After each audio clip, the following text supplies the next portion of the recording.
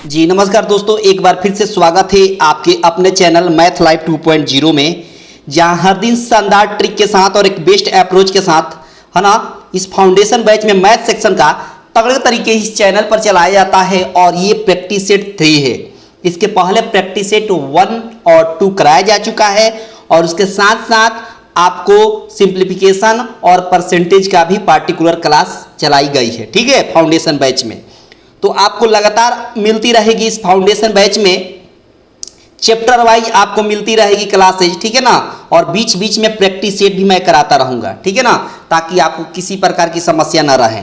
और ये धाकड़ प्रश्न है, धाकड़ ट्रिक है, और आप किसी भी कॉम्पिटेटिव एग्जाम की तैयारी करते हो, यकीन मानिए सब में कारगर होने वाला है। बहुत तगड़ा सेशन होने वाला है, अंत तक देखिएगा और पेन पेपर लेकर बैठिए रहिएगा। ठीक है ना, ताकि आपको जो भी यूनिक या बेस्ट अप्रोच दिखाई दे तो तुरंत आप उसको नोट डाउन कर लेंगे। ठीक है ना, आगे बढ़ते हैं।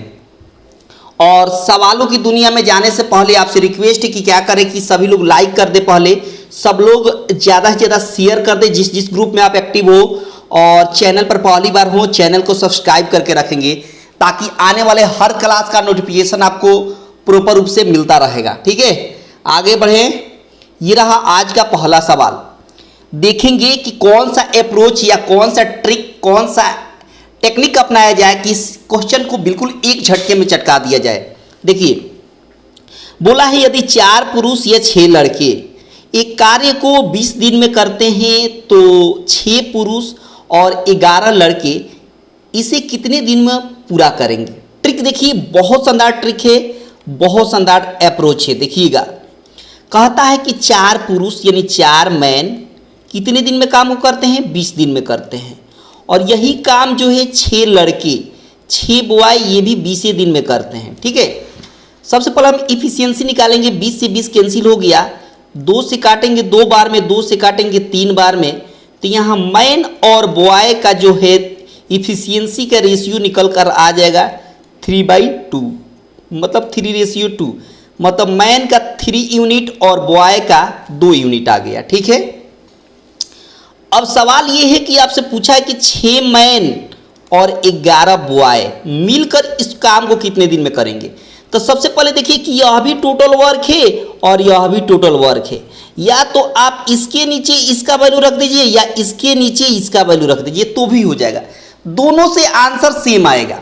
तो मान लीजिए कि हम इसको लेते हैं, तो 4 मैन बोला है। ठीक है, तो एक मैन की क्षमता कितनी है, 3 है, तो हमने 3 लिख दिया, और इनटू में है 20 तो 20 रहेगा। ठीक है, यहाँ आ जाइए, 6 मैन, एक मैन की क्षमता 3 है, तो 6 मैन की कितने हो जाएंगे, 6 18 हो जाएगा, बहुत शानदार। प्लस एक मैन, एक बॉय की क्षमता कितनी है, 2 यूनिट, यहाँ 11 बॉय है, तो टोटल कितना हो जाएगा, 11 दूना 22 हो जाएगा। तो 22 और 11 मिलकर कितना हो जाएगा, तो कहेगा कि 40 हो जाएगा, बहुत शानदार। अब देखिए ना, 20 दूना हो गया 40 और 2 से कैंसिल करेंगे तो 2 2 जा 4, 3 2 जा हो जाएगा 6, यानी 6 दिन में काम को ये लोग कंप्लीट कर देंगे। 6 दिन में काम को ये क्या कर देंगे बाबू, कंप्लीट कर देंगे।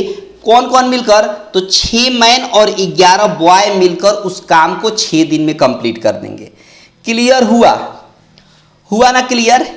तो इस सवाल का आंसर हो जाएगा ऑप्शन ए, और ये कमाल का ट्रिक है। सवाल को चटकाने का सबसे आसान तरीका यही है। क्लियर हुआ,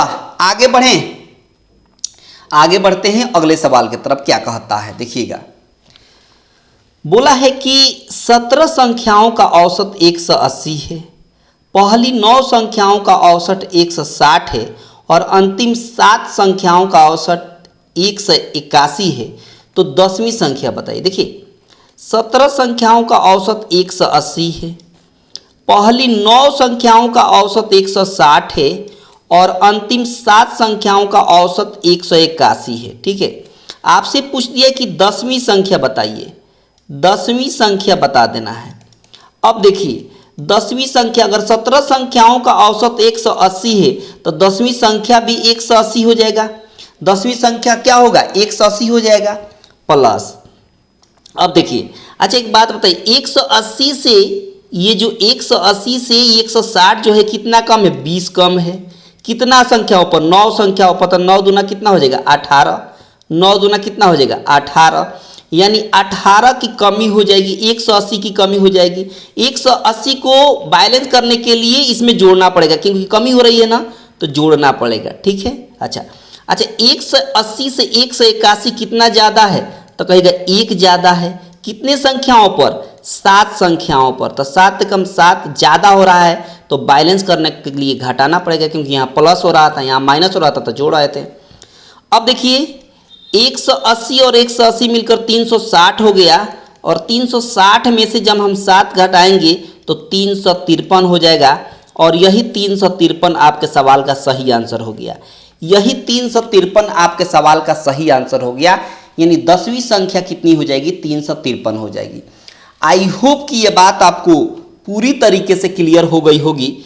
सवाल को चटकाने का सबसे आसान तरीका यही है, ऑप्शन बी आपके सवाल का सही आंसर हो जाएगा। ऑप्शन बी आपके सवाल का करेक्ट आंसर हो जाएगा। ठीक है, आगे बढ़ें, क्लियर हुआ? आगे बढ़ते हैं, अगला सवाल देख लीजिए क्या कहता है। कहता है कि दो सह अभाज्य संख्याओं का गुणनफल 119 है, तो उनका लसाअ बताइए। एक संख्या को हम a मान लेते हैं, दूसरी संख्या को हम b। इसका सह अभाज्य संख्या ले लेते हैं। सह अभाज्य संख्या कौन हो गई? एक a हो गई और एक b हो गई। सह अभाज्य संख्या कौन कौन हो गई? एक a हो गई और एक b हो गई। अच्छा, सह अभाज्य संख्याओं का एलसीएम कितना होता है? तो सह अभाज्य संख्याओं का एलसीएम जो होता है, इन्हीं दोनों का गुणनफल होता है, यानी a इंटू बी, यानी इसका गुणनफल, यानी दोनों संख्याओं का गुणनफल। और दोनों संख्याओं का गुणनफल सवाल में दिया कितना है? तो कहेगा 119 दिया है, यानी एलसीएम भी कितना हो गया? 119 हो गया। एलसीएम भी कितना हो गया? 119 आपके सवाल का सही आंसर हो गया। ऑप्शन बी आपके सवाल का करेक्ट आंसर हो गया। और ये कमाल का ट्रिक है, ये कमाल का ट्रिक है, कमाल का कंसेप्ट है, सवाल को चटकाने का सबसे आसान तरीका। क्लियर हुआ? होता जा रहा है ना, बहुत आसान आसान सवाल है, एग्जाम ओरिएंटेड सवाल है। आगे देखिए, और ये सब पूछा हुआ है, ऐसा नहीं कि नहीं पूछा हुआ है, सवाल सब ये पूछा हुआ है। देखिए बोला है यदि एक आयत की लंबाई कितनी बढ़ जा रही है? तो 16 होल 2/3% बढ़ जा रही है। क्या हो जा रही है? बढ़ जा रही है। अच्छा, 16 होल 2/3% का वैल्यू होता कितना है? तो कहेगा 1/6 होता है। बहुत शानदार। अच्छा, एक बात बताइए, इसके बोला कि क्षेत्रफल को स्थिर बनाए रखने के लिए चौड़ाई में कितनी % की कमी आवश्यक है? चौड़ाई में कितनी % की कमी आवश्यक है? एक बात बताइए, चौड़ाई में कितनी कमी है ताकि क्षेत्रफल पर कोई फर्क ना पड़े? तो लंबाई जो है वो आपका 6 से बढ़कर 7 हो जा रही है, 6 से बढ़कर 7 हो गई। बोला कि चौड़ाई में कितनी कमी की जाए ताकि एरिया में कोई फर्क ना पड़े, क्षेत्रफल पर। तो इसका ट्रिक बहुत शानदार मैंने बताया था कि इसको इन्वर्स कर दीजिए, मतलब इस 7 को यहाँ ला दीजिए और इस 6 को यहाँ ला दीजिए। अब इसके क्षेत्रफल में कोई फर्क नहीं पड़ेगा। देखिए क्यों? क्योंकि आयत का क्षेत्रफल क्या होता है? L into B. तो 6 सत्ते 42 यहाँ हो गया, यहाँ भी 6 सत्ते 42 हो गया। यानी देखिए क्षेत्रफल में कोई परिवर्तन हो रहा है, बिल्कुल पहले जितना क्षेत्रफल था उतना अभी भी हो रही है, मतलब क्षेत्रफल में कोई परिवर्तन नहीं हुआ। लेकिन आप देख सकते हैं कि चौड़ाई में कमी आ गई। कितनी की? 7 के बाद 6 हो गई, 1 की कमी आ गई। कितने पे? 7 पर। तो 100 पर कितनी कमी होगी? तो 1/7 का मतलब होता है 14.28%, या इसका एक और रूप होता है 14 होल 2/7%। तो आप ये कहिए चाहे ये कहिए, दोनों आंसर सेम है। ठीक है, तो इस सवाल का आंसर हो जाएगा ऑप्शन बी। ऑप्शन बी आपके सवाल का करेक्ट आंसर हो गया। ऑप्शन बी आपके सवाल का करेक्ट आंसर हो गया। आई होप कि ये बात आपको पूरी तरीके से क्लियर हो गई होगी। ये बात आपको पूरी तरीके से क्लियर हो गई होगी। सवाल को चटकाने का सबसे आसान तरीका यही है। क्लियर हो गया? आगे बढ़ें, बहुत शानदार। अब देखिए अगला सवाल क्या कहता है। अगला सवाल कहता है कि 3 के पावर 71 है, प्लस 3 के पावर 72 है, 3 के पावर 73 है, 3 के पावर 74 है, 3 के पावर 75 है, इस तरह है। अब क्या करिए ना, आप सब में से 3 के पावर 71 कॉमन ले लेंगे। तो जैसे ही 3 के पावर 71 यहाँ कॉमन लेंगे तो यहाँ 1 बचेगा। यहाँ 3 के पावर 72 में से 3 के पावर 71 कॉमन लेंगे तो 3 के पावर 1 बचेगा। 3 के पावर यहाँ 73 में से 71 कॉमन लेंगे तो 3 का पावर 2 बचेगा, यहाँ 3 के पावर 4 बचेगा, 3 बचेगा और यहाँ 3 के पावर 4 बचेगा। अच्छा यहाँ 3 के पावर 71 तो सही है, यहाँ 1 हो गया, 3 के पावर 1 का मतलब 3 हो गया, 3 का स्क्वायर 9 हो गया, ठीक है, और 3 का क्यूब 27 हो गया, प्लस 3 के पावर 4 का मतलब हो गया कि 81 हो गया, ठीक है। अच्छा 3 के पावर 71 ऐसे ही रहेगा, 3 1 मिलकर 4, 4 और 9 हो गया 13, कितना हो गया 13 हो गया, 13 यहाँ लिख देंगे एज इट इज, और यहाँ 81 में 27 जोड़ेंगे तो यहाँ पर हो जाएगा 108, ठीक है। अब यहाँ 3 के पावर 71 हो गया, अब इसको ऐड करेंगे तो 8 3 11 का 1 हो गया, 1 10 1 11 1 12 हो गया। अब आप देख सकते हैं कि इसमें 3 के पावर 71 में भाग देना कठिन है, लेकिन हम 1 से 21 में भाग दे सकते हैं। किससे? तो कहेगा 11 से दे सकते हैं। किससे? 11, मतलब ऑप्शन ए में जो 11 है ना, इससे हम भाग दे सकते हैं, पूरा पूरा कट जाएगा, ठीक है ना। अब पूरा पूरा कट जाएगा तो ऑप्शन ए आपके सवाल का सही आंसर हो गया। ऑप्शन ए आपके सवाल का करेक्ट आंसर हो गया। क्लियर हुआ? हो गया ना क्लियर? आगे बढ़ते हैं। अगला सवाल देखेंगे क्या कहना चाहता है। कहता है सवाल में कि यदि किसी संख्या को 5 से भाग दिया जाए तो शेषफल 3 आता है, तथा उसी संख्या के वर्ग को 5 से भाग दिया जाए तो शेषफल कितना। बहुत शानदार ट्रिक है, इस सवाल को चटकाने का बहुत शानदार और ज़बरदस्त ट्रिक है। कोई संख्या है, वो संख्या हमको नहीं मालूम, ठीक है, इसमें भाग देना है 5 से, ठीक है। जब 5 से हम भाग देते हैं तो शेषफल क्या बचता है बाबू? तो कहेगा कि शेषफल 3 आता है, ठीक है। कह रहा कि इसी संख्या में जब हम इसी संख्या के वर्ग को, इस संख्या जो भी संख्या है इसके वर्ग को हम अगर 5 से भाग दें तो शेषफल क्या आएगा? शानदार ट्रिक देखिए, जो भी शेषफल है ना, इसी को संख्या हम मान लेते हैं। जो भी यहाँ शेषफल है इसी का संख्या मान लेते हैं। अब इस संख्या का वर्ग बोला है तो 3 का स्क्वायर क्या हो जाएगा? 9 होगा। अब इस 9 में हम 5 से भाग देंगे, 9 में 5 से भाग देंगे, 5 कम 5 हो गया, नीचे 4 बच गया, यानी शेषफल कितना आ गया? तो कहेंगे कि शेषफल 4 आ गया, और यही आपके सवाल का सही आंसर हो गया। ऑप्शन डी आपके सवाल का करेक्ट आंसर हो गया। ऑप्शन डी आपके सवाल का करेक्ट आंसर हो गया। आई होप कि ये बात आपको पूरी तरीके से क्लियर हो गई होगी। ये बात आसान तरीका यही है इसका ट्रिक की जो संख्या निकालने है उस पर ध्यान मत दीजिए। पहले स्टेटमेंट में जो शेषफल आया है उसी शेषफल को हम संख्या मान लेंगे, और तब बोला है 5 से भाग देने के लिए, तब हमने भाग दे दिया। यानी उस संख्या को हमने 3 माना और 3 के बाद बोला कि उस संख्या का वर्ग कर दीजिए, तो वर्ग करने के बाद तब 5 से भाग दीजिएगा, तब शेषफल कितना आएगा। ये सवाल आपसे पूछा था, ठीक है। आगे बढ़ें। पसंद आ रहा है ना तो लाइक शेयर में कमी ना करें, पसंद आ रहा है तो लाइक शेयर में कमी ना करें, ठीक है।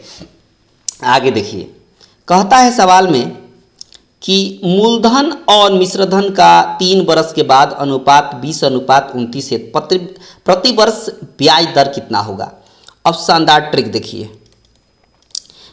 मूलधन मतलब प्रिंसिपल हो गया, मूलधन मतलब क्या हो गया? प्रिंसिपल हो गया, और अमाउंट हो गया, यानी मूलधन अगर 20 है तो अमाउंट 29 हो गया। अब एक बात बताइए, अगर हम इंटरेस्ट की बात करें, इंटरेस्ट कितना होगा? तो इनका डिफरेंस ही इनका इंटरेस्ट कहलाता है। प्रिंसिपल और अमाउंट का डिफरेंस ही क्या कहलाता है? इंटरेस्ट कहलाता है। तो 29 में से 20 माइनस करेंगे तो कितना हो गया? 9। इंटरेस्ट यानी साधारण ब्याज हो गया, 9। आपको मालूम है कि ये साई बराबर होता है PRT/100, ये बात पहले से आप परिचित है। ये साई मतलब साधारण ब्याज कितना है? 9 है, बहुत शानदार। P मतलब प्रिंसिपल कितना है? 20 है, बहुत शानदार। रेट हमको नहीं मालूम है, निकालना है। टाइम के बारे में जिक्र किया है 3 साल, तो हमने 3 साल रख दिया। नीचे 100 है तो 100 भी रख दिया। 3 से काटा 3 त्रिका 9, 20 से काटा 20 पचे 100, 5 में 3 से गुणा करेंगे तो यहाँ पर टाइम तो हम लिख ही दिया था, टी फिर क्यों लिखे हैं, ठीक है। तो यहाँ पर रेट कितना हो जाएगा? तो 5 3 जा 15%, यानी 15% आपके सवाल का सही आंसर हो गया। 15% आपके सवाल का सही आंसर हो गया। ऑप्शन बी आपके सवाल का करेक्ट आंसर हो गया। ऑप्शन बी आपके सवाल का करेक्ट आंसर हो गया। आई होप की बात आपको पूरी तरीके से क्लियर हो गई होगी। ये बात आपको पूरी तरीके से क्लियर हो गई होगी। सवाल को चटकाने का सबसे आसान तरीका यही है। ठीक है, आगे बढ़ें, अगले सवाल की तरफ चलते हैं। आगे देखिए क्या कहता है। सवाल में कहता है कि 30 लड़कियों के छात्रावास में 40 दिनों के लिए भोजन की व्यवस्था है। यदि 30 और लड़कियों छात्रावास में शामिल हो जाती हैं तो भोजन का प्रावधान कितना दिन चलेगा। देखिए, इस तरह का सवाल आपको मालूम होना चाहिए कि M1D1 इक्वल टू होता है M2D2। ठीक है, ये मैंने कई बार बताया है। M1 मतलब कितनी लड़कियां हैं, 30 लड़कियां हैं, कितने दिन, 40 दिन, बहुत शानदार। M2 मतलब बोला कि 30 और लड़कियां आ जाती हैं, तो पहले लड़कियां कितनी थी, 30 थी, 30 और आ जाएंगी तो कितनी हो जाएगी, 60 लड़कियां हो जाएगी। तो बोला कि कितना दिन भोजन चलेगा, मतलब D2 निकाल देना है। 30 से काटिए 30 दूना 60 और 2 से काटिए 20 दूना 40, यानी D2 कितना आ गया, तब 20 आ गया। यानी भोजन कितना दिन का चलेगा, तो 20 दिन चलेगा। 30 लड़कियां और आ जाएंगी तो भोजन कितना दिन चलेगा, 20 दिन चलेगा। आपके सवाल का सही आंसर हो गया ऑप्शन ए। आपके सवाल का सही आंसर हो गया ऑप्शन ए। और ये कमाल का ट्रिक है, ये कमाल का ट्रिक है, कमाल का कंसेप्ट है। देख पा रहे हैं, क्लियर हुआ। ठीक है ना, आगे बढ़ें, आगे बढ़ते हैं। आगे देखिए सवाल में बोला है कि एक बॉक्स में 4:3:8 के अनुपात में ₹1.50 और 25 पैसे के सिक्के हैं। यदि बॉक्स का मूल्य 150 रुपया है तो ₹1 के सिक्कों की संख्या ज्ञात करें। देखिएगा, सबसे पहले आपको रेशियो दिया है ₹1, ठीक है, फिर 50 पैसे और फिर 25 पैसे के आपको रेशियो दिया है। 4:3:8, ठीक है। अच्छा, टोटल बॉक्स में 150 रुपया है। सबसे पहले सबको रुपया में लाएं तो 1 से भाग देंगे 4 में तो 4 हो जाएगा, ठीक है। इसको रुपया में बदलना है तो 50 पैसे के सिक्के ₹1 में कितने होते हैं, 2 होते, तो हम 2 से भाग देंगे तो 1.5 आएगा। 25 पैसे के सिक्के ₹1 में कितने होते हैं, 4 होते हैं, तो हम 4 से भाग देंगे तो 4 दूना 8 हो गया। जोड़ेंगे तो 4 1 5 1 6 हो गया, 4 1 5 5 2 7 हो गया, 7.5 हो गया। आपके हिसाब से टोटल मिलाकर बॉक्स में 7.5 यूनिट है, जबकि सवाल में बोला है कि नहीं, टोटल 150 रुपया है। अपनी तुलना क्वेश्चन से कर देंगे ताकि किसी प्रकार की झगड़ा ना रहे। अपनी तुलना क्वेश्चन से कर देंगे ताकि ये कहेगा कि हम हैं, ये कहेगा कि हम हैं, कहेगा कि ठीक है आमने सामने आ जाओ। ये पॉइंट यहाँ से हटेगा तो 1 0 यहाँ आ जाएगा। 75 से 75 दूना 150 होता है, 20 हो गया, मतलब 1 यूनिट का वैल्यू हो गया 20। जब 1 यूनिट का वैल्यू 20 तो पूछा है कि ₹1 की सिक्के की संख्या कितनी है। तो यहाँ पर कितना था, 4 था, कितना था, 4 था, तो 4 यूनिट का वैल्यू कितना हो जाएगा ₹1 का, तो 20 चौका 80 सिक्के हो जाएंगे। ₹1 के टोटल बॉक्स में कितने सिक्के थे, तो 80 सिक्के थे। ₹1 के टोटल उस बॉक्स में कितने सिक्के थे, तो कहेगा कि 80 सिक्के हैं, 80 सिक्के थे। कितने सिक्के थे, 80 सिक्के थे, ठीक है। क्लियर हुआ। तो इस तरह इस पार्टिकुलर सवाल का आंसर हो जाएगा ऑप्शन बी, है ना। ऑप्शन बी आपके सवाल का सही आंसर हो गया। आगे बढ़ते हैं।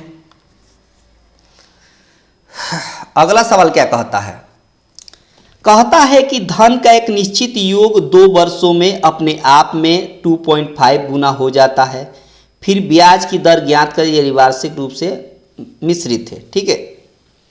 देखिए, सबसे पहले 2 वर्ष की में बोला है। मान लीजिए कि हम प्रिंसिपल को 1 मान लेते हैं तो अमाउंट 2 बरस बाद कितना हो जाएगा, 2.50। ये 0.2 अंक के बाद यहाँ से हटेगा तो यहाँ 00 आ जाएगा, यानी 100 रेशियो आ गया 256, ठीक है। बात बोला है टाइम कितना की, 2 साल की। कब की बात बोला है, 2 साल की। 2 साल की बोला है तो रेट निकालने का ट्रिक ये है कि इसका वर्गमूल निकाल लीजिए। 2 बरस की बात बोला है इसलिए वर्गमूल हम यानी स्क्वायर रूट निकाल पा रहे हैं, ठीक है। अगर 3 इयर्स कहता ना तो हम यहाँ से क्यूब रूट निकालते हैं, यानी घनमूल। तो 100 का स्क्वायर रूट कितना हो जाएगा, 10 हो जाएगा, और 256 का स्क्वायर रूट कितना हो जाएगा, तो यहाँ पर 16 हो जाएगा। 10 था पहले, अब 16 हो गया, तो कितना ज़्यादा हो गया, 6 हो गया ज़्यादा। कितने पर, 10 पर, तो 100 पर कितने हो जाएगा, यानी 1 0 से 1 0 हो जाएगा, तो 10 6 कितना हो गया, 60 हो गया, यानी 60% आपके सवाल का सही आंसर हो गया। 60% आपके सवाल का सही आंसर हो गया। रेट निकालने का सबसे आसान तरीका यही है, रेट निकालने का सबसे शानदार ट्रिक यही है, इससे आसान तो हो ही नहीं सकता कोई। ठीक है, ये बहुत शानदार अप्रोच है, बहुत शानदार ट्रिक है। ठीक ना, आगे बढ़े, आगे बढ़े बाबू, बहुत शानदार। अगले सवाल पे चलते हैं। क्या कहता है सवाल? सवाल में कहता है कि यदि एक संख्या का 62.5% स्वयं से घटाया जाता है तो परिणाम 240 हो जाती है, तो मूल संख्या। ऐसा सवाल मैंने बनाया है, बताया है। ठीक है, जब परसेंटेज का सवाल चल रहा था तो एक बात बताइए, 16 होल 1/2% का फ्रैक्शन वैल्यू कितना होता है? तो इसको हम लिख सकते हैं 50% प्लस 12.5%, बिल्कुल लिख सकते हैं। 50% का फ्रैक्शन वैल्यू होता है 1/2 और 12.5% का फ्रैक्शन वैल्यू होता है 1/8। इसको ऐड करेंगे तो 8 2 10 हो जाएगा, नीचे 8 दूना 16 हो जाएगा। इसको कैंसिल करेंगे तो 5/8 होगा। ठीक है, यानी जो भी 5/8 आया, इसमें नीचे वाली संख्या को हम मूल संख्या मान लेंगे। नीचे वाली संख्या को हम क्या मान लेंगे? मूल संख्या हमने मान लिया। नीचे वाली संख्या को हमने क्या मान लिया? मूल संख्या मान लिया। ठीक है, अच्छा सवाल में बोला है कि स्वयं से घटाया जाता है, तो 8 में से स्वयं में से ये 5 घटाएंगे तो कितना होगा? 3 यूनिट होगा। 8 में से 5 घटाएंगे तो कितना होगा? 3 यूनिट होगा। और आपके हिसाब से 3 यूनिट, सवाल के हिसाब से 240 हो रहा है घटाने के बाद। आपके हिसाब से घटाने के बाद 3 आ रहा है, सवाल कह रहा है कि नहीं नहीं 240 आ रहा है। तो झगड़े को मिटाने के लिए हम अपनी तुलना इससे कर देंगे। ठीक है, नहीं तो तब तक कहेगा क्या कि ये कहेगा कि हम हैं, ये कहेगा कि हम हैं। 3 से काटेंगे एक बार में, 3 से काटेंगे 80 बार में, तो 3 से कट गया, आपको 1 यूनिट का वैल्यू हो गया 80। जब 1 यूनिट का वैल्यू हो गया 80, तो आपसे बोला है मूल संख्या। मूल संख्या को हमने क्या माना है? 8 यूनिट माना है। तो 8 यूनिट का वैल्यू निकाल देंगे तो 8 टाइम 64 हो जाएगा, 640 हो गया। झगड़ा ही खत्म हो गया। 640 आपके सवाल का सही आंसर हो गया। ऑप्शन डी आपके सवाल का करेक्ट आंसर हो गया। ऑप्शन डी आपके सवाल का करेक्ट आंसर हो गया। ठीक है, क्लियर हुआ? आगे बढ़ें, आगे बढ़ते हैं। अगला सवाल देखिए क्या कहता है और कैसे चटकाएंगे, क्या अप्रोच रहने वाला है देखेंगे। देखिए सवाल में कहता है कि किसी वर्ग का विकर्ण 4√2 है। देखिए अच्छा, वर्ग का जो विकर्ण दिया है जरा ध्यान से समझिएगा, एक झटके में कैसे चटकाया जाएगा। वर्ग का विकर्ण जो 4√2 दिया है, अगर वर्ग की हम भुजा निकालें, वर्ग की भुजा यानी ए का वैल्यू निकालना चाहें अगर, तो √2 यहाँ से गायब कर देंगे ना, तो जो 4 बच के यही इसकी भुजा हो जाएगी वर्ग की। वर्ग की सभी भुजा आपस में क्या होती है? बराबर होती है। वर्ग की सभी भुजा आपस में क्या होती है? बराबर होती है। तो सभी 4 हो गए। सभी भुजाएं कितने कितने के हो गए? 4 4 हो गए। ठीक है, अच्छा वर्ग का विकर्ण इसके क्षेत्रफल के वर्ग के क्षेत्रफल का 2 गुना है। वर्ग का जो विकर्ण है, जो भी वर्ग का विकर्ण है, यानी जो वर्ग का विकर्ण है उसके क्षेत्रफल, जिसका क्षेत्रफल पहले वर्ग के क्षेत्रफल का 2 गुना है, यानी जिसका क्षेत्रफल निकलेगा वो पहले वर्ग के क्षेत्रफल का क्या है? 2 गुना है। तो समझिए, विकर्ण तो हमको मालूम था, भुजा निकल गया 4। अब इसका क्षेत्रफल कितना हो जाएगा? वर्ग का क्षेत्रफल कितना हो जाएगा? तो भुजा एक स्क्वायर यानी 4 का एक स्क्वायर कितना हो जाएगा? 16 हो गया। ठीक है, क्षेत्रफल आ गया। लेकिन सवाल बोला है कि एक अन्य वर्ग है, एक अलग से और वर्ग है। ठीक है, इसका विकर्ण इसके क्षेत्रफल के वर्ग के क्षेत्रफल का 2 गुना है। यानी एक अन्य जो वर्ग है, इसका जो भी क्षेत्रफल है ये पहले वर्ग के क्षेत्रफल का 2 गुना है। तो इसके पहले वाले क्षेत्रफल को हम A1 मान लेते हैं और दूसरे वाले क्षेत्रफल को हम A2 मान लेते हैं। ठीक है, तो बोला है कि जो पहले वाला क्षेत्रफल है ना, वो दूसरे वाले क्षेत्रफल का क्या है? 2 गुना है। तो पहले वाला क्षेत्रफल कितना आया है? तो कहेगा कि 16 आया है। ठीक है, दूसरे वाला क्षेत्रफल हमको निकालना है। ठीक है, दूसरे वाला क्षेत्रफल हमको निकालना है, तो A2 अपनी जगह पर रहेगा और 2/1 हो गया। 2 से काटेंगे 8 बार में, मतलब A2 कितना आ गया? पहले क्षेत्रफल वर्ग के क्षेत्रफल का 2 गुना है, पहले वर्ग के क्षेत्रफल का। ठीक है, तो कितना हो गया? 8 हो गया। तो यानी दूसरे क्षेत्रफल जो नया वाला वर्ग है उसका क्षेत्रफल कितना आ गया? तो 8 सेंटीमीटर स्क्वायर आ गया। और यही आपके सवाल का सही आंसर हो गया। यही आपके सवाल का सही आंसर हो गया। ठीक है, यानी ऑप्शन डी आपके सवाल का करेक्ट आंसर हो गया।